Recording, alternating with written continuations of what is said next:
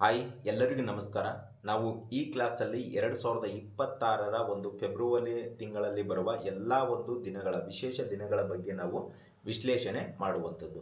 ಹಾಗಾದರೆ ನೋಡ್ರಿ class start ಮಾಡೋಣ. ನೋಡ್ರಿ, ಮೊದಲನೇದಾಗಿ ಫೆಬ್ರವರಿ 2. ಅದಕ್ಕಿಂತ ಮುಂಚಿತವಾಗಿ ಒಂದು ಹೇಳಬೇಕಿತ್ತು ನಿಮಗೆ.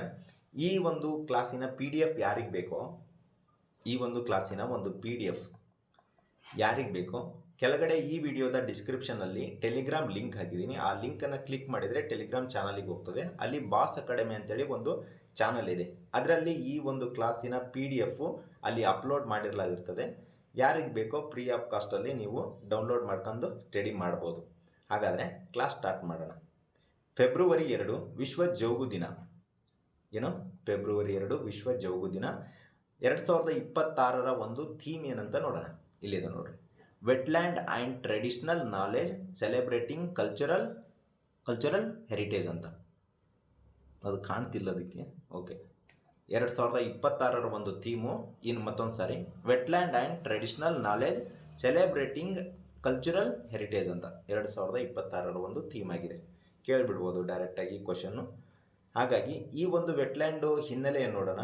ಪರಿಸರದ ಮೇಲಿನ ಪ್ರಭಾವದ ಬಗ್ಗೆ ಜಾಗೃತಿ ಮೂಡಿಸುವುದಕ್ಕಾಗಿ ಏನು ಮಾಡಿದರೆ 1971ರಲ್ಲಿ ಇರಾನಿನ ರಾಮ್ಸಾರ್ದಲ್ಲಿ ಒಪ್ಪಂದ ಆಗಿರುವಂಥದ್ದು. ಅದರ ಒಂದು ಸವಿ ನೆನಪಿಗಾಗಿ ಈ ಒಂದು ವಿಶ್ವ ಜೌಗು ದಿನವನ್ನು ಆಚರಣೆ ಮಾಡುವಂಥದ್ದು, ವರ್ಲ್ಡ್ ವೆಟ್ಲ್ಯಾಂಡ್ ಡೇ ಅಂತೇಳಿ. ಹಾಗಾದರೆ ನೆಕ್ಸ್ಟ್ ಡೇನ ನೋಡೋಣ. ನೆಕ್ಸ್ಟ್ ಡೇ ಬಂದು ಫೆಬ್ರವರಿ 2 ನರೇಗಾ ದಿನ. ಮೊದಲಿಗೆ ಇದನ್ನು ನರೇಗಾ ದಿನ ಅಂತ ಕರಿತಿದ್ರು. ಬಟ್ 2026ರಲ್ಲಿ ಇದರ ಹೆಸರು ಚೇಂಜ್ ಆಗಿದೆ. ಏನಪ್ಪ ಅಂದರೆ VBG ರಾಮ್ಜಿ ಅಂತೇಳಿ. VBG ರಾಮ್ಜಿ ಅಂತೇಳಿ ಅಂದರೆ ಇದರ ಫುಲ್ ಫಾರ್ಮ್ ಏನಪ್ಪ ಅಂದರೆ Viksit Bharat guarantee for Rozgar and ಅಜೈವಿಕ ಮಿಷನ್ ಗ್ರಾಮೀಣ. ಮತ್ತೊಂದು ಸಾರಿ ಫುಲ್ ಫಾರ್ಮ್ ಹೇಳ್ತೀನಿ ನೋಡಿ. VBG ರಾಮ್ಜಿಯ ಫುಲ್ ಫಾರ್ಮ್ ಏನಪ್ಪ ಅಂದರೆ Viksit Bharat guarantee for Rozgar and ಅಜೈವಿಕ ಮಿಷನ್ ಗ್ರಾಮೀಣ ಅಂಥೇಳಿ ಇದ್ರ ಒಂದು ಫುಲ್ ಫಾರ್ಮ್ ಆಗಿರುವಂಥದ್ದು. ಹಾಗಾದರೆ 2026ರ ಒಂದು ಥೀಮ್ ಏನಿದೆ? 2026ರ ಒಂದು ಥೀಮು 4 ಪಾಯಿಂಟ್ಸ್ ಇರುವಂಥದ್ದು. ಈ 4 ಮೊದಲನೇದೇನೆಂದರೆ ಜಲಭದ್ರತೆ ಮಾಡುವುದು, ಗ್ರಾಮೀಣ ಮೂಲ ಸೌಕರ್ಯ ಒದಗಿಸುವುದು ಮತ್ತು ಜೀವನೋಪಾಯ ಸೌಲಭ್ಯ ಒದಗಿಸುವುದು ಆಗಿರ್ತದೆ. ಕೊನೆಯದಾಗಿ ಹವಾಮಾನ ಸ್ಥಿತಿಸ್ಥಾಪಕತ್ವ ನಿರ್ಮಾಣ ಮಾಡುವುದು. ಈ ಒಂದು VBG ರಾಮ್ಜಿಯ ಒಂದು ಥೀಮ್ ಅಥವಾ ಧ್ಯೇಯವಾಕ್ಯ ಅಂತ ಹೇಳ್ಬೋದು ನಾವು. ಈ VBG ರಾಮ್ಜಿಯ ಅಡಿಯಲ್ಲಿ ಈಗ ಹೊಸದಾಗಿ ಹೆಸರು ಚೇಂಜ್ ಮಾಡಿದಾರಲ್ಲ, ಈಗ ಎಷ್ಟು ದಿನ ಕೊಡ್ತಾರೆ ಅಂದರೆ 125 ದಿನ ಉದ್ಯೋಗ ಒದಗಿಸುವಂಥದ್ದು. ಹಾಗಾದರೆ ನರೇಗಾದಲ್ಲಿ ಎಷ್ಟು ದಿನ ಕೊಡ್ತಿದ್ರು? ಫಸ್ಟು ನರೇಗಾ ಅಂತ ಹೆಸರಿತ್ತಲ್ಲ, MG ನರೇಗಾ ಅಂತೇಳಿ. ಆವಾಗ 100 ದಿನಗಳ ಕಾಲ ಕೌಶಲ್ಯ ಇರಲಾರ್ದೇ ಅವರಿಗೆ ಒಂದು ಜಾಬು ಅಥವಾ ಉದ್ಯೋಗವನ್ನು ಕೊಡೋದು ಆಗಿರ್ತಿತ್ತು. ಬಟ್ ಈ ಒಂದು ಹೆಸರು ಚೇಂಜ್ ಆದಮೇಲೆ 2026ರ ನಂತರ 125 ದಿನಗಳ ಕಾಲ ಒಂದು ಉದ್ಯೋಗ ಕೊಡುವಂಥದ್ದು. ಹಾಗಾದರೆ ಈ MG ನರೇಗಾದ ಒಂದು ಹಿನ್ನೆಲೆ ನೋಡೋಣ. ನೋಡ್ರಿ, ಮಹಾತ್ಮ ಗಾಂಧೀಜಿ ರಾಷ್ಟ್ರೀಯ ಗ್ರಾಮೀಣ ಉದ್ಯೋಗ ಖಾತ್ರಿ ಯೋಜನೆ ಅಂತ ಕರಿತೀವಿ. ಏನು? MG ನರೇಗಾ ಅಂದರೆ ಮಹಾತ್ಮ ಗಾಂಧಿ ರಾಷ್ಟ್ರೀಯ ಗ್ರಾಮೀಣ ಉದ್ಯೋಗ ಖಾತ್ರಿ ಯೋಜನೆ. ಇದು 2026ರಲ್ಲಿ ಸಂಸತ್ತಿನಲ್ಲಿ ಏನಿದು ಕಾಯ್ದೆಯಾಗಿ ಅಂಗೀಕರಿಸಲ್ಪಟ್ಟಿತ್ತು. ಆದರೆ ಇದು ಜಾರಿಗೆ ಬಂದಿದ್ದು ಯಾವಾಗ ಅಂದರೆ 2026ರಲ್ಲಿ. 2006ರಲ್ಲಿ ಜಾರಿಗೆ ಬಂದಿರುವಂಥದ್ದು. ಇದು ಏನು ಮಾಡಿದೆ ಅಂದರೆ ನೋಡ್ರಿ, ಗ್ರಾಮೀಣ ಕುಟುಂಬಗಳಿಗೆ ವರ್ಷಕ್ಕೆ ಕನಿಷ್ಠ 100 ಬಾರಿ, ಇಂಪಾರ್ಟೆಂಟ್ ಕೇಳಿಬಿಡ್ತಾರೆ, ವರ್ಷಕ್ಕೆ ಕನಿಷ್ಠ 100 ಬಾರಿ ಅಕೌಶಲ್ಯ ಉದ್ಯೋಗವನ್ನು ಹೆಚ್ಚಿಸುವುದು ಇದರ ಒಂದು ಥೀಮ್ ಆಗಿತ್ತು. ಬಟ್ ಈಗ ಏನು ಮಾಡಿದ್ದಾರೆ, 2026ರಲ್ಲಿ ಹೆಸರು ಚೇಂಜ್ ಮಾಡಿದಾರಲ್ಲ, VBG ರಾಮ್ಜಿ ಅಂತೇಳಿ. ಆವಾಗ 125 ದಿನಗಳ ಕಾಲ ಉದ್ಯೋಗವನ್ನು ಕೊಡಬೇಕಂತೇಳಿ ಗ್ರಾಮೀಣದಲ್ಲಿ ಇದು ಒಂದು ಆಗಿರುವಂಥದ್ದು. ಮತ್ತು ವಿಶ್ವದ ಅತಿ ದೊಡ್ಡ ಉದ್ಯೋಗ ಸೃಜನತೆ ಕಾರ್ಯಕ್ರಮನ ಹೊಂದಿದ್ದು ಯಾವುದು? MG ನರೇಗಾ ಅಥವಾ ನಾವು VBG ರಾಮ್ಜಿ ಅಂತೇಳಿ ಕರಿತೀವಲ್ಲ, ವಿಶ್ವದ ಅತಿ ದೊಡ್ಡ ಉದ್ಯೋಗ ಸೃಜನೆ ಕಾರ್ಯಕ್ರಮವಾಗಿದೆ ಇದು. ಹಾಗಾದರೆ ನೆಕ್ಸ್ಟ್ ನೋಡೋಣ. ಫೆಬ್ರವರಿ 4 ವಿಶ್ವ ಕ್ಯಾನ್ಸರ್ ದಿನ. ಹಾಗಾದರೆ ಇದರ ಥೀಮ್ ಏನು ಅಥವಾ ಧ್ಯೇಯವಾಕ್ಯ ಏನು? ಯುನೈಟೆಡ್ ಬೈ ಯುನಿಕ್ ಅಂತೇಳಿ. ಹಾಗಾದರೆ ಇದರ ಹಿನ್ನೆಲೆ ಏನಂತ ನೋಡೋಣ. ಕ್ಯಾನ್ಸರ್ ಬಗ್ಗೆ ಜಾಗೃತಿ ಮೂಡಿಸುವುದು ಮತ್ತು ತಪ್ಪು ಕಲ್ಪನೆಗಳನ್ನು ಏನು ಮಾಡೋದು, ಹೋಗಲಾಡಿಸುವುದು ಅಥವಾ ತಡೆಗಟ್ಟುವ ಬಗ್ಗೆ ಶಿಕ್ಷಣ ನೀಡುವುದಾಗಿ ಇದರ ಒಂದು ಥೀಮ್ ಆಗಿತ್ತು. ಅಥವಾ ಒಂದು ಪ್ರಾರಂಭದಲ್ಲಿ ನಾವು ಏನಕ್ಕೆ ಆಚರಣೆ ಮಾಡ್ತೀವಿ ಅಂತೇಳಿ ಗೊತ್ತಾಗಬೇಕು ನಮಗೆ. ಇದು ವಿಶ್ವ ಕ್ಯಾನ್ಸರ್ ದಿನ ಅಂತೇಳಿ ನಾವು ಕರಿತೀವಿ, ಹೌದಾ? ಹಾಗಾದರೆ 2026 ಒಂದು ಥೀಮು ಯುನೈಟೆಡ್ ಬೈ ಯುನಿಕ್, ನೆನಪಿಡಕ್ಕೆ ಸಾಧ್ಯ ಆಗಿರಬೇಕು.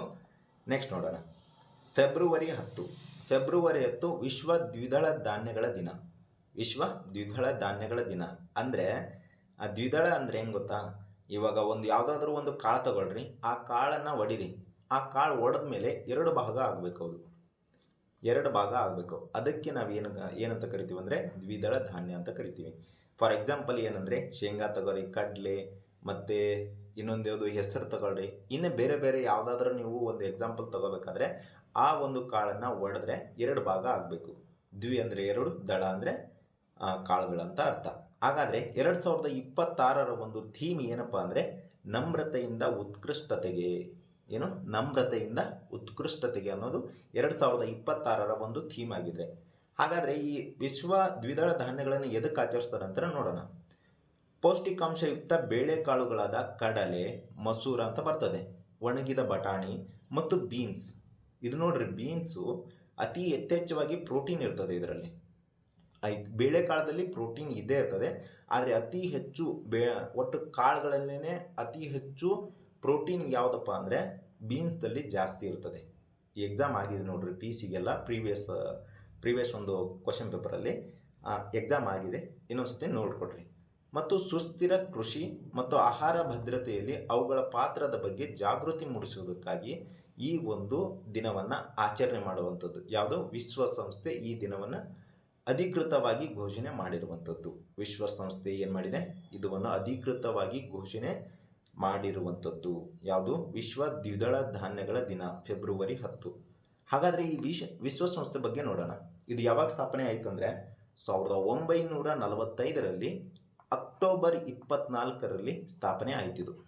ಅಕ್ಟೋಬರ್ 24ರಲ್ಲಿ ಎರಡನೇ ಮಹಾಯುದ್ಧದ ನಂತರ ಏನಾಗಿದೆ, ಈ ಸಂಸ್ಥೆ ಸ್ಥಾಪನೆ ಆಗಿರುವಂಥದ್ದು. ಕೇಂದ್ರ ಕಚೇರಿ ಎಲ್ಲಿದೆ ಅಂದರೆ ನ್ಯೂಯಾರ್ಕ್ದಲ್ಲಿ ಇರುವಂಥದ್ದು.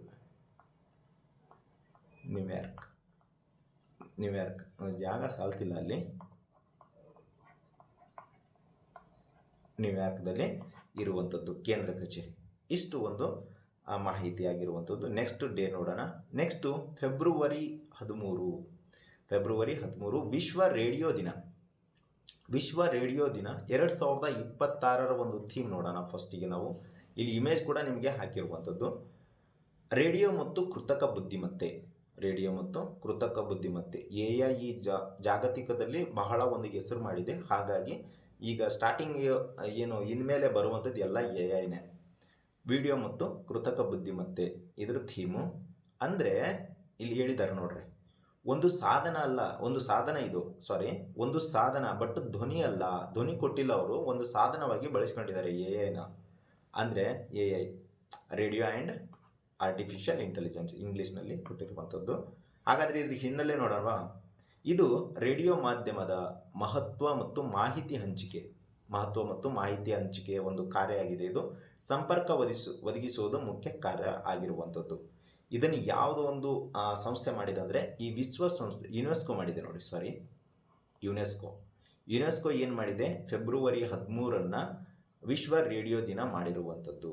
ಈ ದಿನದ ಘೋಷಣೆ ಆಗಿತ್ತು ಯಾವಾಗ? 2011ರಲ್ಲಿ ಅಧಿಕೃತವಾಗಿ ಘೋಷಣೆ ಆಗಿರುವಂಥದ್ದು. ಬಟ್ ಜಾರಿಗೆ ಬಂದಿದ್ದು ಯಾವಾಗ ಗೊತ್ತಾ? 2012. ನಿಮಗೆ ಕನ್ಫ್ಯೂಷನ್ ಆಗಿರ್ಬೋದು ನೋಡ್ರಿ. ಯುನೆಸ್ಕೋ 2021ರಲ್ಲಿ ಏನು ಮಾಡಿದೆ? ಈ ದಿನವನ್ನು ಘೋಷಣೆ ಮಾಡಿರುವಂಥದ್ದು 2011ರಲ್ಲಿ. ಯುನೆಸ್ಕೋ 2011ರಲ್ಲಿ ಘೋಷಣೆ ಮಾಡಿರುವಂಥದ್ದು. ಬಟ್ ಜಾರಿಗೆ ಬಂದಿದ್ದು ಯಾವಾಗ ಗೊತ್ತಾ? 2012ರಲ್ಲಿ ಇದು ಜಾರಿಗೆ ಬಂದಿರುವಂಥದ್ದು. ಹಾಗಾದರೆ ಯುನೆಸ್ಕೋ ಅಂತ ಬಂದಿದೆ ಇಲ್ಲಿ. ಬಟ್ ಯುನೆಸ್ಕೋ ಬಗ್ಗೆ ಒಂದು ಸ್ವಲ್ಪ ಮಾಹಿತಿ ನೋಡೋಣ. ಏನಂದರೆ ಇದರ ಫುಲ್ ಫಾರ್ಮ್ ಏನಪ್ಪ ಅಂದರೆ ಯುನೈಟೆಡ್ ನೇಷನ್ ಎಜುಕೇಷನಲ್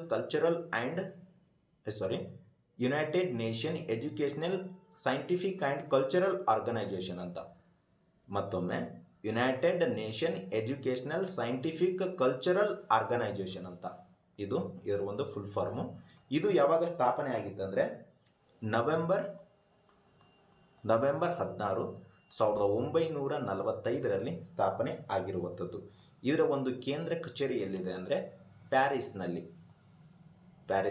ಇರುವಂಥದ್ದು ಆಗಿದೆ. ಸ್ವಲ್ಪ ಕನ್ಫ್ಯೂಷನ್ ಆಗಿರ್ಬೋದು ನಿಮಗಿಲ್ಲಿ, ಸ್ವಲ್ಪ ಇನ್ನೊಮ್ಮೆ ನೋಡ್ಕೊಳ್ರಿ.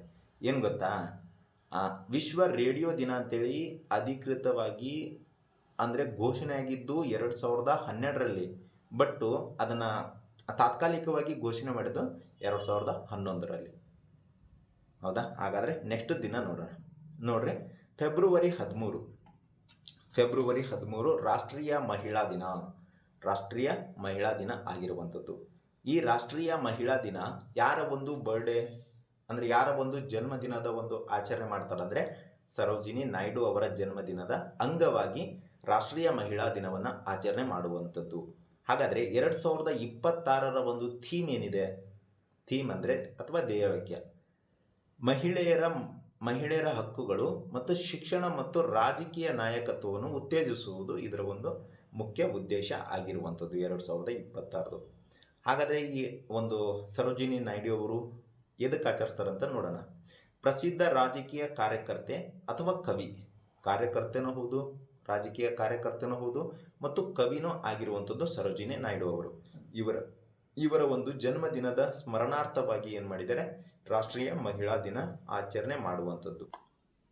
ಈ ದಿನ ಎಲ್ಲ ಭಾರತೀಯ ನಾಗರಿಕರಿಗೆ, ವಿಶೇಷವಾಗಿ ಅದರಲ್ಲೂ ಮಹಿಳೆಯರಿಗೆ ಅಪಾರ ಮಹತ್ವ ತಂದುಕೊಟ್ಟಿದೆ. ಯಾಕಂದರೆ ನಾಗರಿಕ ಹಕ್ಕುಗಳಿಗೆ ಸಾಕ್ಷಿಯಾಗಿದೆ ಇವ್ರದ್ದು. ಈ ಒಂದು ದಿನಾಂಕ ಫೆಬ್ರವರಿ 13 ಇವರ ಒಂದು ಹುಟ್ಟುಹಬ್ಬ. ಎಷ್ಟನೇ ಹುಟ್ಟುಹಬ್ಬ ಅಂದರೆ 147ನೇ ಹುಟ್ಟುಹಬ್ಬದ ಪ್ರಯುಕ್ತ ಏನು ಮಾಡಿದ್ದಾರೆ, ರಾಷ್ಟ್ರೀಯ ಮಹಿಳಾ ದಿನವನ್ನು ಆಚರಣೆ ಮಾಡುವಂಥದ್ದು. ಹಾಗಾದರೆ ಇಲ್ಲಿ ಒಂದು 2 ಪದಗಳು ಬಂದಿದೆ, ಏನು, ರಾಜಕೀಯವಾಗಿ ಮತ್ತು ಕವಿ ಅಂತೇಳಿ. ಈ ಕವಿ ಎಂದು ಏನಕ್ಕೆ ಹೇಳ್ತಾರೆ ಅಂದರೆ ಭಾರತದ ಒಂದು ಕೋಗಿಲೆ ಅಂತ ಕರೀತಾರೆ ಇವರಿಗೆ ಹಾಡಿನಲ್ಲಿ, ಮತ್ತು ಭಾರತದ ಕೋಗಿಲೆ ಅಥವಾ ನೈಟಿಂಗೇಲ್ ಆಫ್ ದ ಇಂಡಿಯಾ. ರಾಜಕೀಯ ಅಂತ ಏನಕ್ಕೆ ಕರೀತಾರೆ ಅಂದರೆ ಭಾರತದ ಮೊದಲ ಮಹಿಳೆ, ಭಾರತದ ರಾಜ್ಯಪಾಲೆ ಇವರು. ಮೊದಲ ರಾಜ್ಯಪಾಲೆ ಮಹಿಳೆ ಯಾರಪ್ಪ ಅಂದರೆ ಮೊದಲ ರಾಜ್ಯಪಾಲೆ ಇವರು, ಮೊದಲ ಮಹಿಳಾ ರಾಜ್ಯಪಾಲೆಯಾಗಿ ಕಾರ್ಯನಿರ್ವಹಿಸಿರ್ತಾರೆ UPಯಲ್ಲಿ. ಹೌದಾ? UP ಆವಾಗ ಏನಂತ ಕರಿತಿದ್ರು ಅಂದರೆ ಯುನೈಟೆಡ್ ಪ್ರಾವಿನ್ಸ್ ಅಂತೇಳಿ ಕರಿತಿದ್ರು. ಹೌದಾ? ಮೊದಲ ರಾಜ್ಯಪಾಲೆಯವರು ಮತ್ತು ಕವಿನೂ ಆಗಿದ್ರು. ಈ ಒಂದು ಸರೋಜಿನಿ ನಾಯ್ಡು 1925ರಲ್ಲಿ ಮಹಿಳಾ ಕಾಂಗ್ರೆಸ್ ಅಧಿವೇಶನದ ಅಧ್ಯಕ್ಷತೆಯಾಗಿ ಪ್ರಪ್ರಥಮವಾಗಿ ಭಾರತದ ಒಬ್ಬ ಮಹಿಳೆ ಯಾರಪ್ಪ ಅಂದರೆ ಸರೋಜಿನಿ ನಾಯ್ಡು ಆಗಿರ್ತದೆ. 1925 ಕಾನ್ಪುರ ಅಧಿವೇಶನದಲ್ಲಿ ಪ್ರಥಮ ಮಹಿಳೆ, ಭಾರತದ ಮೊದಲ ಮಹಿಳೆಯ ಕಾಂಗ್ರೆಸ್ ಅಧಿವೇಶನ ಅಧ್ಯಕ್ಷತೆ ವಹಿಸ್ಕೊಂಡಿರೋರು ಇವರು ಆಗಿರುವಂಥದ್ದು. ನೆಕ್ಸ್ಟ್ ಇವ್ರ ಬಗ್ಗೆ, ಇವರು 1879ರಲ್ಲಿ ಹೈದರಾಬಾದ್ನಲ್ಲಿ ಜನಿಸಿರುವಂಥದ್ದು.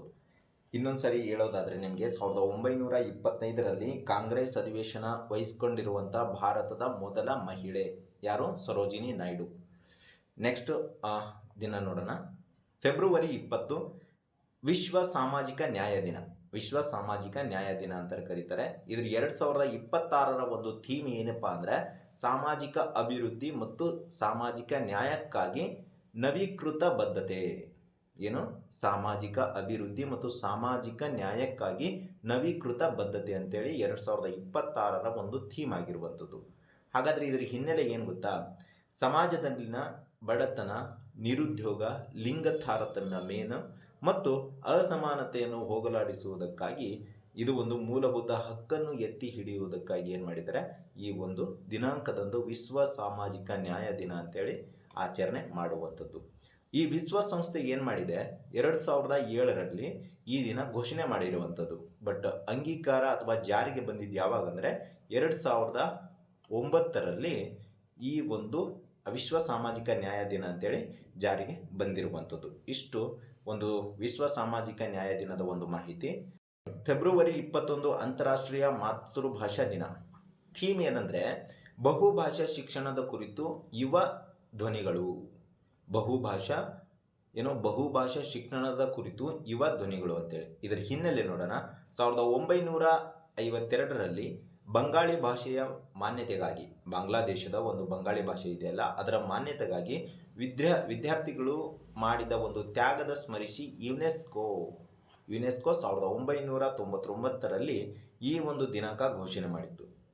ಯಾವಾಗ ತಾಯ್ನಾಡಿಗೆ, ಅಂದರೆ ನಮ್ಮ ತಾಯ್ನಾಡಲ್ಲ, ಆ ಬಾಂಗ್ಲಾದೇಶದ ಒಂದು ತಾಯ್ನಾಡಿಗೆ ಅವರ ವಿದ್ಯಾರ್ಥಿಗಳು ಸ್ಮರಿಸಿದ ಒಂದು ತ್ಯಾಗಕ್ಕಾಗಿ ಏನು ಮಾಡಿದೆ, ಅಂತಾರಾಷ್ಟ್ರೀಯ ಮಾತೃಭಾಷಾ ದಿನ ಅಂತೇಳಿ ಯುನೆಸ್ಕೋ 1999ರಲ್ಲಿ ಘೋಷಣೆ ಮಾಡಿರುವಂಥದ್ದು.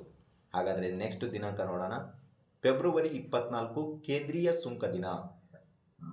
ಥೀಮ್ ಏನಪ್ಪ ಅಂದರೆ ಪಾರದರ್ಶಕ ತೆರಿಗೆಗಾಗಿ ಡಿಜಿಟಲ್ ಏಕೀಕರಣ.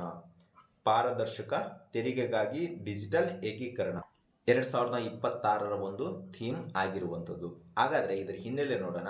ಫೆಬ್ರವರಿ 24ರಂದು ಕೇಂದ್ರ ಅಬಕಾರಿ ದಿನ ಅಂತೇಳಿ ನಾವು ಆಚರಣೆ ಮಾಡ್ತೀವಿ. ಯಾವುದು? ಕೇಂದ್ರ ಅಬಕಾರಿ ದಿನವನ್ನು ನಾವು ಕೇಂದ್ರೀಯ ಸುಂಕ ದಿನ ಅಂತೇಳಿ ಆಚರಣೆ ಮಾಡುವಂಥದ್ದು. ಯಾವಾಗ? 1944ರ ಫೆಬ್ರವರಿ 24ರಂದು ಜಾರಿಗೆ ಬಂದ ಕೇಂದ್ರೀಯ ಅಬಕಾರಿ ಮತ್ತು ಉಪ್ಪು ಕಾಯ್ದೆ. ಅಬಕಾರಿ ಮತ್ತು ಉಪ್ಪು ಕಾಯ್ದೆಯನ್ನು ಸ್ಮರಿಸುವುದಕ್ಕಾಗಿ ಈ ದಿನ ಆಚರಣೆ ಮಾಡುವಂಥದ್ದು. ಹೌದಾ? ಇನ್ನೊಂದು ಸರಿ ನೋಡೋಣ.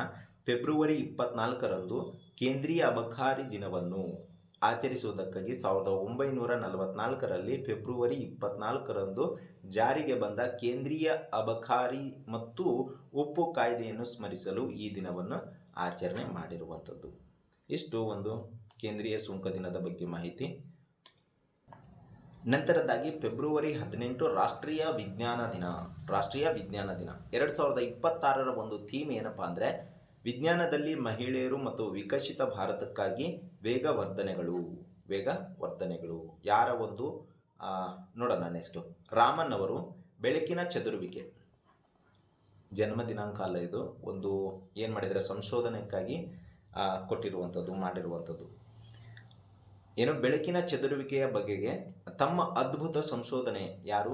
CV ರಾಮನ್ ಅವರ ಸಂಶೋಧನೆಗಾಗಿ, ರಾಮನ್ ಎಫೆಕ್ಟ್ ಅಂತ ಕರಿತೀವಿ ನಾವು, ಅದನ್ನು ಜಗತ್ತಿಗೆ ಸಾರಿದಕ್ಕಾಗಿ ಏನು ಮಾಡಿದ್ದಾರೆ, ಈ ಒಂದು ಜಗತ್ತಿಗೆ ಸಾರಿದಕ್ಕಾಗಿ ಅದೇ ದಿನಾಂಕದಂದು ಏನು ಮಾಡಿದ್ದಾರೆ, ರಾಷ್ಟ್ರೀಯ ವಿಜ್ಞಾನ ದಿನ ಅಂತೇಳಿ ಆಚರಣೆ ಮಾಡಿರುವಂಥದ್ದು. ಇದೇ ದಿನಾಂಕದಂದು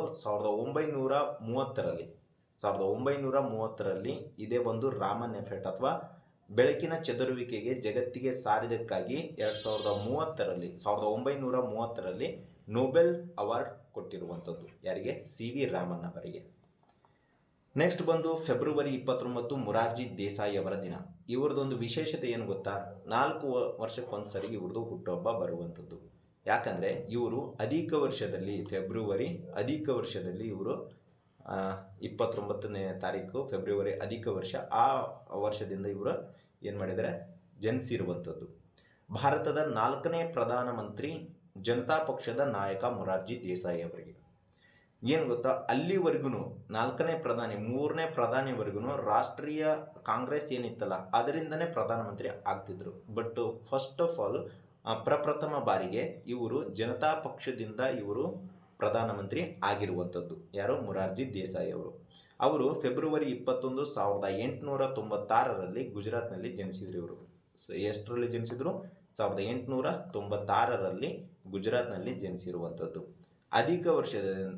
ಅಧಿಕ ವರ್ಷದಲ್ಲಿ ಅಥವಾ ಲ್ಯಾಪ್ ಇಯರ್ದಲ್ಲಿ ಜನಿಸಿದ ಇವರು 1977ರಿಂದ 1979ರವರೆಗೆ ದೇಶದ ಮೊದಲ ಕಾಂಗ್ರೆಸ್ಸನ್ನು ಬಿಟ್ಟು ಪ್ರಧಾನಿ ಆಗಿರುವಂಥದ್ದು. ಅಲ್ಲಿವರೆಗೂ ಅಂದರೆ 3ನೇ ಪ್ರಧಾನಿವರೆಗೂ ರಾಷ್ಟ್ರೀಯ ಕಾಂಗ್ರೆಸ್ ಇತ್ತಲ್ಲ ಅದರಿಂದನೇ ಪ್ರಧಾನಮಂತ್ರಿ ಆಗ್ತಿದ್ರು, PM ಆಗ್ತಿದ್ರು. ಆದರೆ ಮೊದಲ ವ್ಯಕ್ತಿ ಯಾರಂದರೆ ಜನತಾ ಪಕ್ಷದಿಂದ ಆಯ್ಕೆಯಾದ ಮೊದಲ ವ್ಯಕ್ತಿ ಮೊರಾರ್ಜಿ ದೇಸಾಯಿ ಅವರು. ಇವರಿಗೆ ಭಾರತದ ಸರ್ವೋಚ್ಚ ನಾಗರಿಕ ಪ್ರಶಸ್ತಿ ಅಥವಾ ಭಾರತ ರತ್ನ ಕೊಟ್ಟು ಗೌರವಿಸಲಾಗಿದೆ. ಎಷ್ಟರಲ್ಲಿ ಅಂದರೆ 1991ರಲ್ಲಿ ಇವರಿಗೆ ಭಾರತ ರತ್ನ ಸಿಕ್ಕಿರುವಂಥದ್ದು. ಹಾಗಾದರೆ ನೆಕ್ಸ್ಟ್ ನೋಡೋಣ. ನೆಕ್ಸ್ಟ್ ಏನೂ ಇಲ್ಲ, ಇಲ್ಲಿಗೆ ಫೆಬ್ರವರಿ ತಿಂಗಳದ ಎಲ್ಲ ಒಂದು ದಿನಗಳ ಬಗ್ಗೆ ನಾವು ನೋಡಿದ್ದೇವೆ. ಯಾರಿಗೊಂದು PDF ಬೇಕು ಅವರು ಟೆಲಿಗ್ರಾಮದಲ್ಲಿ ಲಿಂಕ್ ಇದೆ, ಆ ಟೆಲಿಗ್ರಾಮ್ ಚಾನಲ್ ಲಿಂಕ್ ಇದೆ ವಿಡಿಯೋದ ಡಿಸ್ಕ್ರಿಪ್ಷನಲ್ಲಿ. ಅಲ್ಲಿಂದ ನೀವು ಬಾಸ್ ಅಕಾಡೆಮಿ ಅಂತೇಳಿ ಒಂದು ಚಾನಲ್ ಇದೆ, ಅಲ್ಲಿಂದ ನೀವು ಫ್ರೀ ಆಫ್ ಕಾಸ್ಟ್ನಲ್ಲಿ ನೀವು ಡೌನ್ಲೋಡ್ ಮಾಡ್ಕೊಂಡು ಸ್ಟಡಿ ಮಾಡ್ಕೋಬೋದು. ಈ ವಿಡಿಯೋ ನಿಮಗೆ ಇಷ್ಟ ಆಗಿತ್ತಂದರೆ ಲೈಕ್ ಮಾಡಿ, ಸಬ್ಸ್ಕ್ರೈಬ್ ಮಾಡಿ, ಶೇರ್ ಮಾಡಿ ಅಂತ ಹೇಳ್ತಾ ನೆಕ್ಸ್ಟ್ ಒಂದು ಕ್ಲಾಸಲ್ಲಿ ನಾವು ಮಾರ್ಚ್ ತಿಂಗಳ ಒಂದು ವಿಶೇಷ ದಿನಗಳ ಬಗ್ಗೆ ನಾವು ವಿಶ್ಲೇಷಣೆ ಮಾಡೋಣ. ಅಲ್ಲಿವರೆಗೂ ನೀವು ನೋಡ್ತಾ ಇರಿ, ಕಲಿತಾ ಇರಿ ಅಂತ ಹೇಳ್ತಾ ಈ ವಿಡಿಯೋನ ಇಲ್ಲಿಗೆ ಎಂಡ್ ಮಾಡ್ತಿದ್ದೀನಿ. Thank you one and all.